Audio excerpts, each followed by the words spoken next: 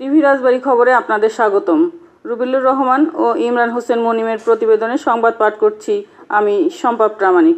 উৎসব মুখর পরিবেশে বর্ণাঢ্য আয়োজনের মধ্য দিয়ে দেশের সবচেয়ে জনপ্রিয় দৈনিক কালের কণ্ঠের 11 প্রতিষ্ঠাবার্ষিকী রাজবাড়ীতে পালন করা হয়েছে।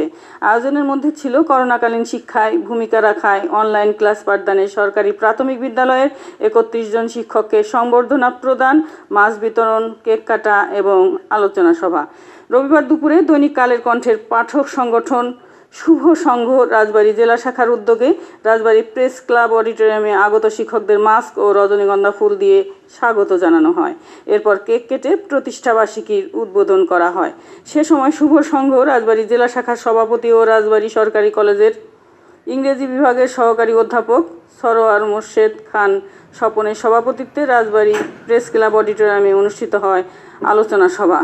সভায় প্রধান অতিথি হিসেবে বক্তৃতা করেন সাবেক শিক্ষা প্রতিমন্ত্রী ও রাজবাড়ী 1 আসনের এমপি কাজী কেরামত আলী। বিশেষ অতিথি ছিলেন Rajbari police super M Shakiluzzaman, অতিরিক্ত পুলিশ সুপার মোহাম্মদ সালাউদ্দিন, রাজবাড়ীর এনডিসি সাইফুল হুদা, স্বপ্নের রাজবাড়ী সংগঠনের চেয়ারম্যান কানেস ফাতিমা চৈতি, সদর উপজেলা প্রাথমিক শিক্ষা অফিসার নাসরিন আক্তার।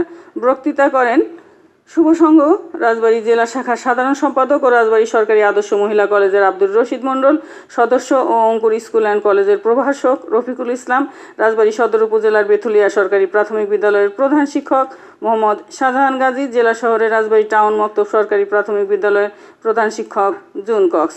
পরে অতিথিরা শিক্ষকদের হাতে ক্রেস্ট তুলে দেন। আমি সবসময় বলে থাকি যে আমার ছেলেটা যদি অপরাধ করে, আমার ওসি সেনা ধরলেও আমি পুলিশে দেবো, আমি আইনের আওতায় তাকে আনবো এবং I be the first man to do so.